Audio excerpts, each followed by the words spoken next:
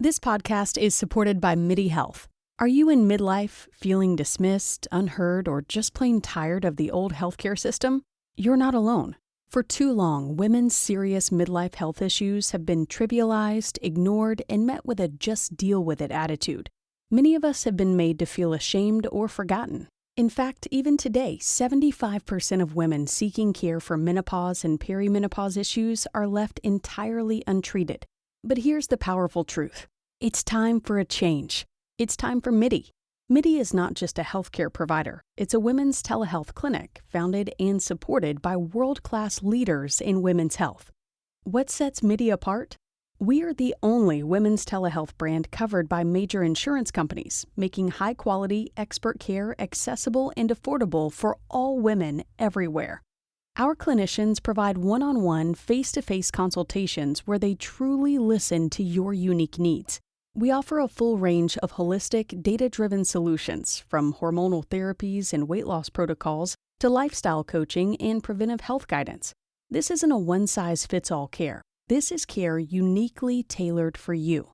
At MIDI, you will join our patients who feel seen, heard, and prioritized. You will find that our mission is clear: to help all women thrive in midlife, giving them access to the health care they deserve. Because we believe midlife isn't the middle at all. It's just the beginning of your second act. Ready to feel your best and write your second act script? Visit joinmidi.com today to book your personalized, insurance-covered virtual visit. That's joinmidi.com. MIDI, the care women deserve. You have big dreams of losing weight and creating a healthy, joyful life. But you find yourself craving sugar, caught up in what the scale says, and diet hopping.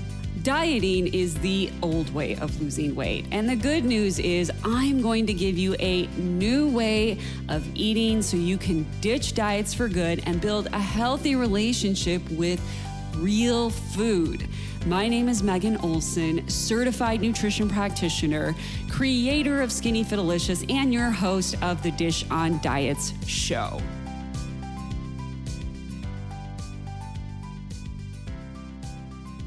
Hello friends, today I want to talk about why eating healthy might be preventing you from losing weight because of the diet rules in your brain that keep messing you up when you're trying to lose weight.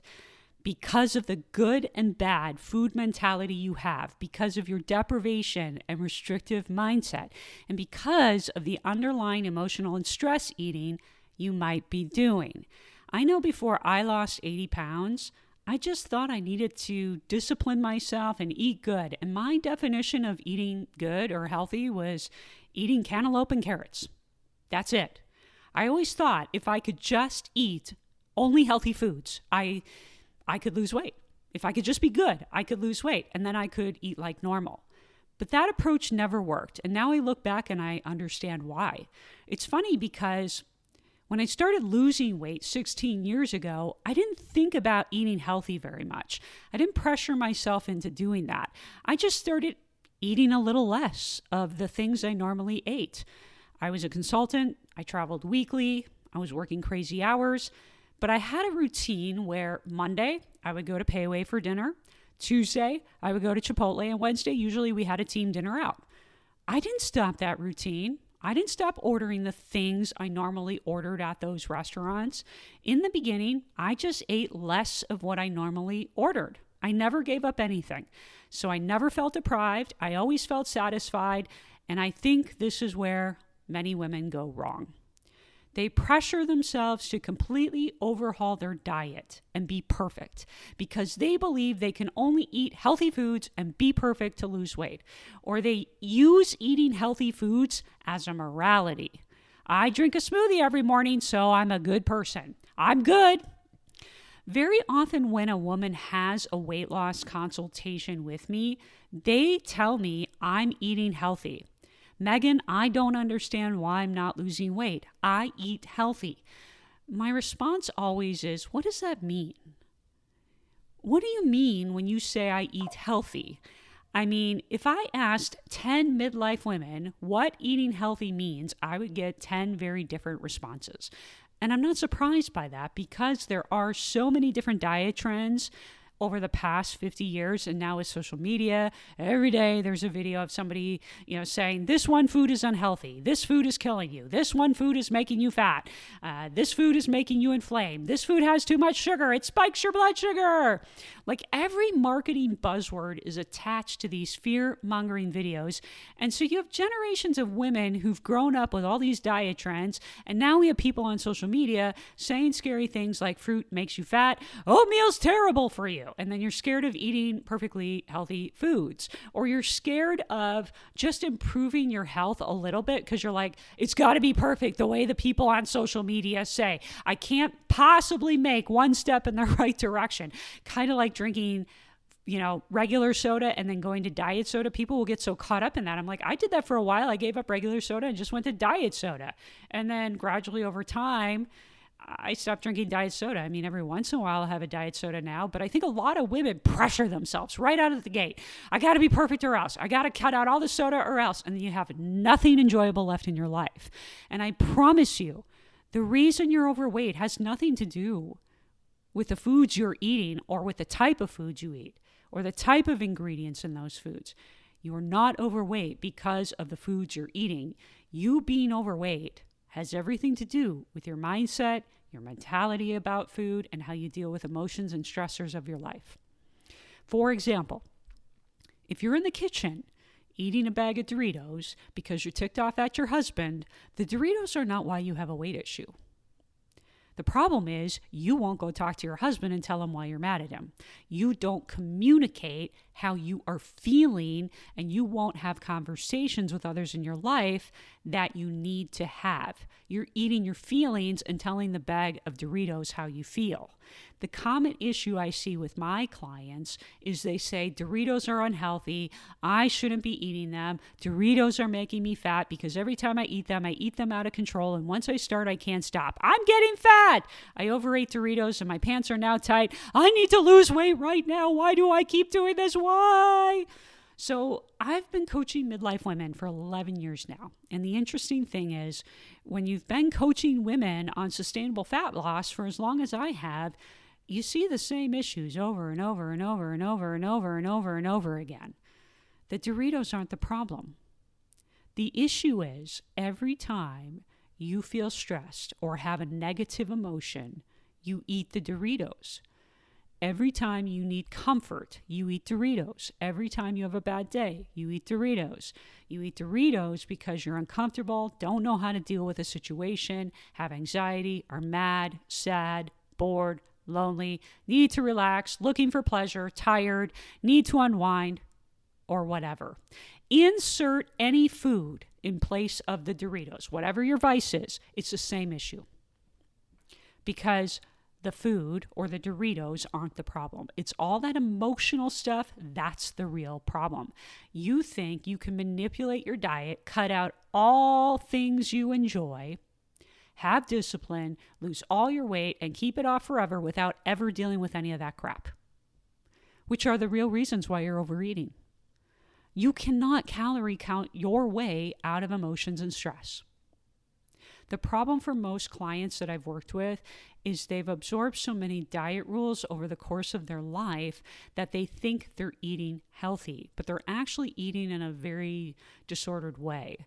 They cut out all the foods that they tend to overeat or classify them as bad or unhealthy, and then they try to be good, and then something emotional happens, or a situation that's stressful, or they just have a bad day, and then they overeat those foods like a jerk and then say, "Why am I like this?"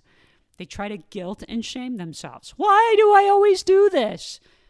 These foods are bad for me. What's wrong with me, Megan? What's wrong? I see this pattern over and over and over and over and over and over again, constantly. This behavior pattern of being really strict with diet rules and food rules, when something happens and there's an emotional spiral followed by guilt and shame, the issue is not the food. So the bottom line is you're not actually eating healthy if this is what you are doing. And 9 times out of 10, this is what I have seen with clients over the years. For some of my clients, eating healthy is code for I cut out all sugar. For other clients, it means I don't eat bread and potatoes, as if bread and potatoes are the problem. People have been eating bread and potatoes since the beginning of time, and people didn't have a weight problem then. That's because people couldn't afford back then to emotionally eat. You can argue all day long with me, I don't like the ingredients in bread. I'm going to tell you, if you look up the ingredients of a banana, they look like big scary words too. But I want you to think about this.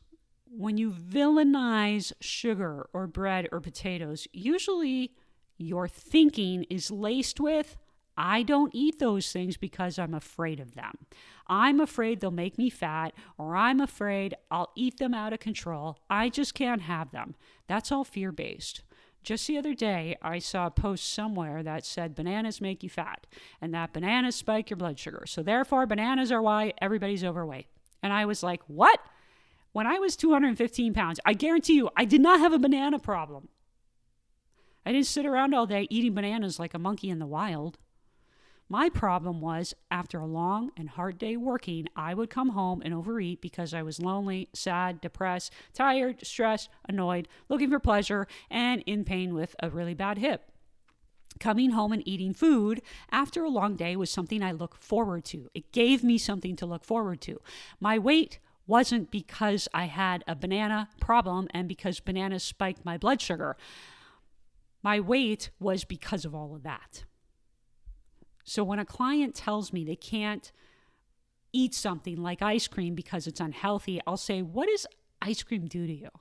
And they'll say, well, it's not really doing anything to me, but when I eat a bowl of ice cream, I end up eating 4 and lose control.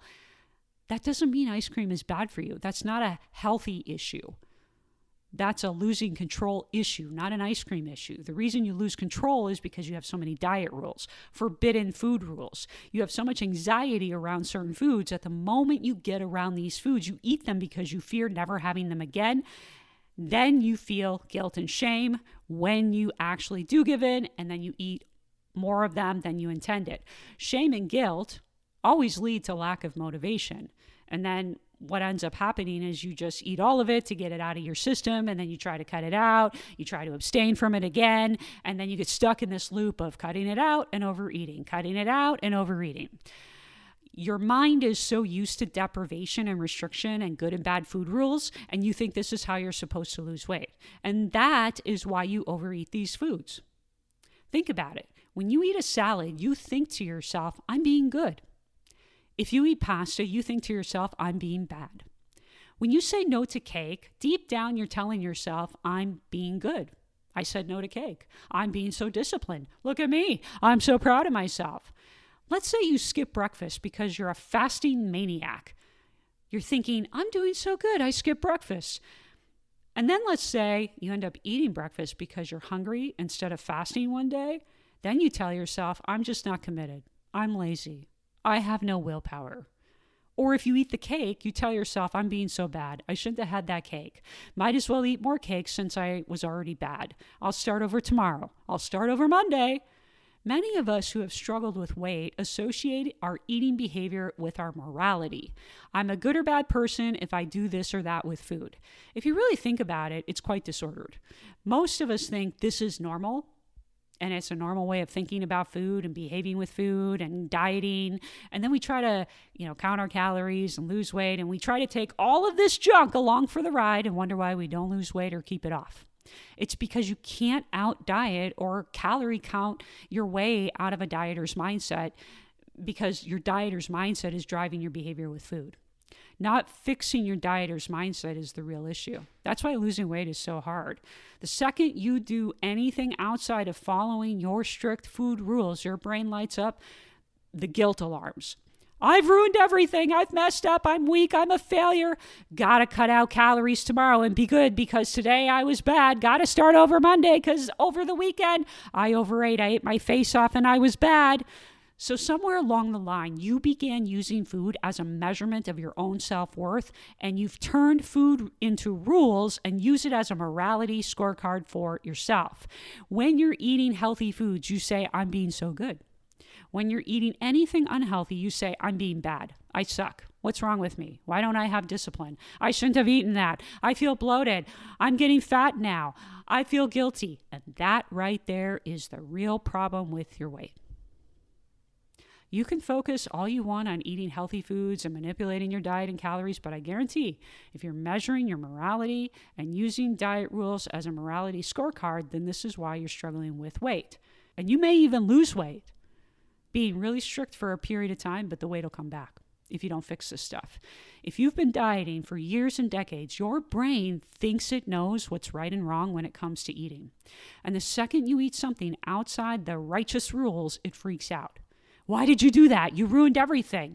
You're never going to be able to lose weight. You're getting fat. I can feel you're getting fat. Your clothes are getting tighter. You're hopeless. You're too far gone. All that self-criticism, self-judgment, and shame comes rolling in. And that is just not motivating. It's very defeating when all that happens. And it's even more fuel for binging and overeating. It's like throwing gas on the fire of eating your face off. When you label foods as good or bad, your brain stores that information. Sugar is bad, cake is bad, ice cream is bad, bread is bad. Your brain now puts sugar, cake, bread, ice cream, whatever you've classified as bad foods, in the same category as murderers, hurricanes, tornadoes, killers, fires, robbers. Ice cream and robbers are a level 10 threat. Bread and killers are a level 10 threat. They're the same. That's what happens. Because when you label food as bad, dirty, junk, toxic, fattening, anything like that, your brain doesn't know the difference between a killer and bread. And when your brain doesn't know the difference, it has to react to bread with the same panic, fear, and anxiety as if you were trapped in a room with a serial killer. It's crazy, but that's how our brains operate. This is why it's so important for you to distinguish what's actually bad for you versus what you have labeled as bad for you. If you eat rat poison, that's bad for you. You eating bread as a sandwich for lunch is not toxic, bad, fattening, dirty, or whatever. It's actually a really good way to get protein and fiber with bread. And as a side note, I lost 80 pounds eating a sandwich for lunch on bread almost every single day. Regular whole wheat bread.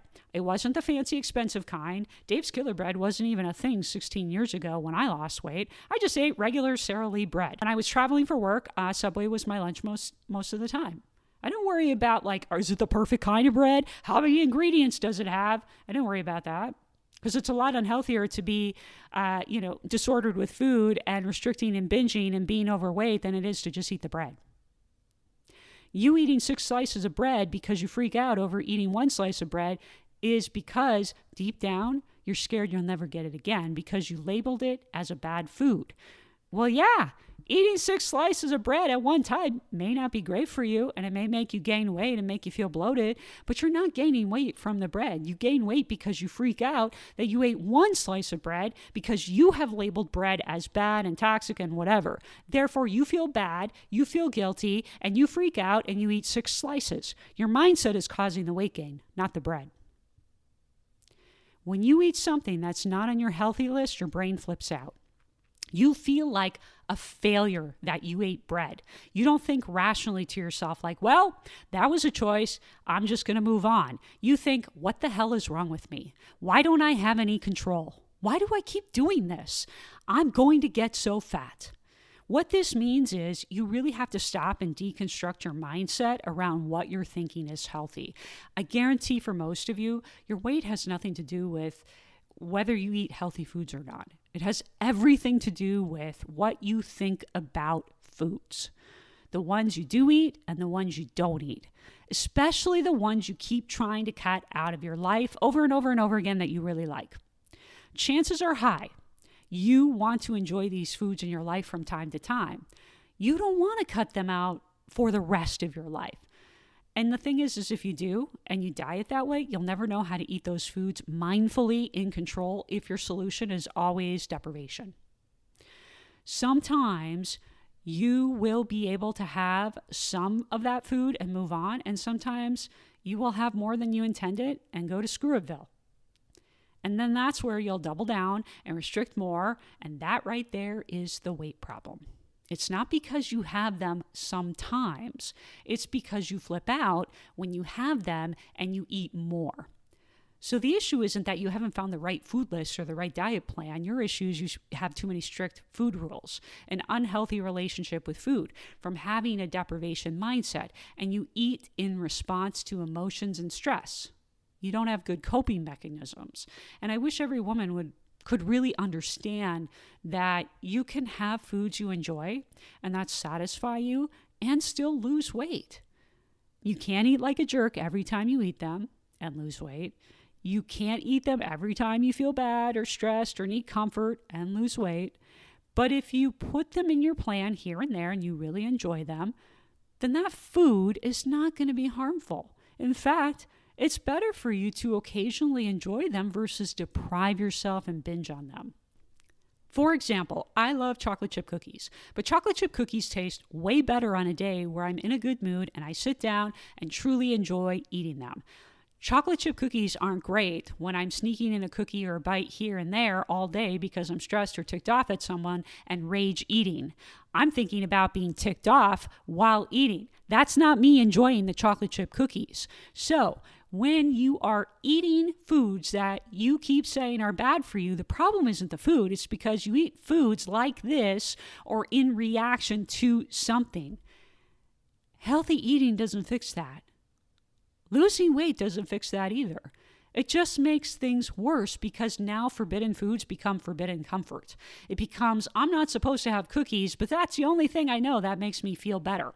The cookie now represents the only way for you to relax, to self-soothe, get relief, and you're also saying, I can't have any moments where I feel bad now. When your diet says you can't have cookies, you can't have the things you've always had to cope with life, that's where you struggle. At some point, what'll happen, you'll abstain and then you'll just give in to the feeling bad and you'll binge on the cookies. And that's what happens when we try to eat only healthy foods and have really strict food rules. When you lose weight, you're going to go through life with the same exact stresses, same exact exhaustion, bad feelings that you have today. That's life. And that means you must figure out how to deal with these things in new ways. And that's what causes many individuals to never lose weight, even though they're eating a bunch of healthy foods. It's not because you don't want to lose weight bad enough or that you have no discipline or that you're addicted to sugar. No. It's because you're trying to fix how you feel with some impossible food rules instead of fixing how you feel and figuring out what in your life needs to change so that it's not a tug of war with food when life is hard. You keep putting food rules on yourself because you think food is the problem, but food is not the issue. You're drowning in these underlying issues and trying to out-diet them, trying to out-calorie count them. You know, it's crazy to me how we focus on these isolated things and become afraid of certain foods, but we never dig deeper into what's really going on with our eating patterns. We always want to avoid doing the deeper work because it's easier somehow in our minds to just manipulate foods that we eat by telling ourselves that these foods are bad for me and let's see how long I can cut them out, see how good I can be cutting them out because cutting them out means I'm disciplined, which we tell ourselves is a moral badge of honor, only to feel like a big fat failure when we overeat it or when we lose weight and regain it all somewhere down the line. And then round and round and round and round we go. The same pattern over and over and over and over again. I think one of the most important questions a woman can ever ask herself is, what is going on in my life? Many women that I have coached in my 11 years are not happy. Sadly, I see this daily. They aren't happy and they think losing weight will fix them and fix their unhappiness. Many women I've worked with cannot say no to anybody. They are the only person on the planet they ever say no to, which leads to resentment. They never get what they want because they don't want to disappoint or hurt other people's feelings, but it always comes at their own expense. I had a client who told me recently she went to a graduation party and ate like a jerk. She couldn't figure out why she ate like a jerk. And as we were digging into this, she realized she didn't want to go to the party. She ate like a jerk because she resented being at this party. She had other things to do. And I told her, you should have just said no. This is the perfect example, guys, of what I'm talking about. Setting boundaries with other people, learning to say no, and giving yourself what you need. I know it's not easy to do that. But this is why we eat. And then we think the food is the issue. We think we just don't have willpower and discipline. It's not. It's because we don't set boundaries and we're not giving ourselves what we need. It creates resentment.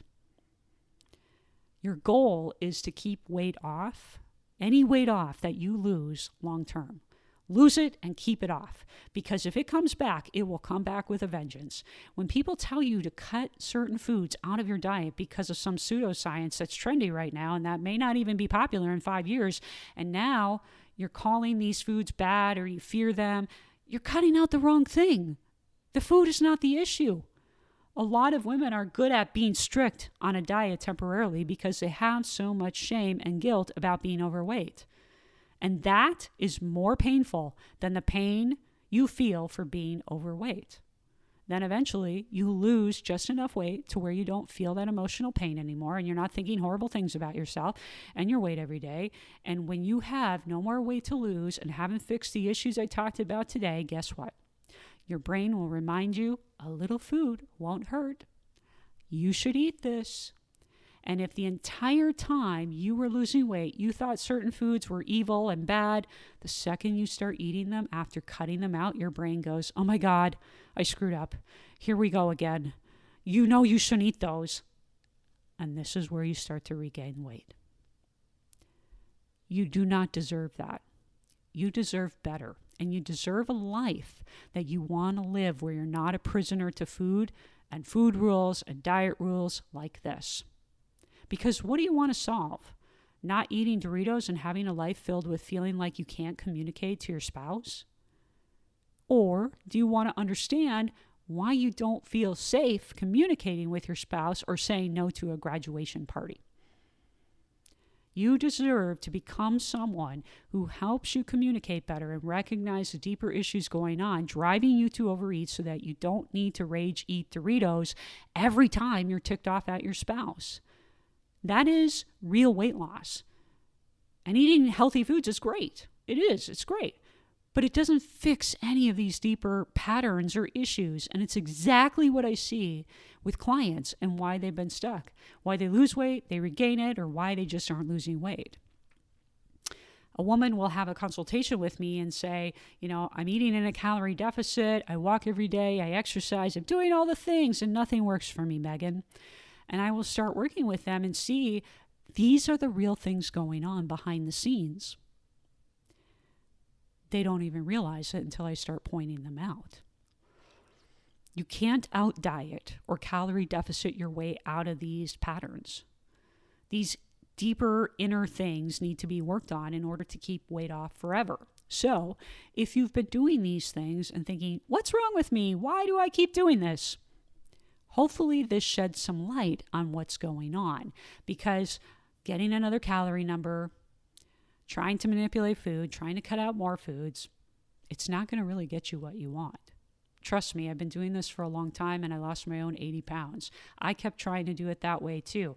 And when you're in it and you're desperate to lose weight and your self-image is in the trash, you really don't see that this is what's really going on behind the scenes, which is why a coach will help you see if you're open to receiving that and really taking an objective look to yourself.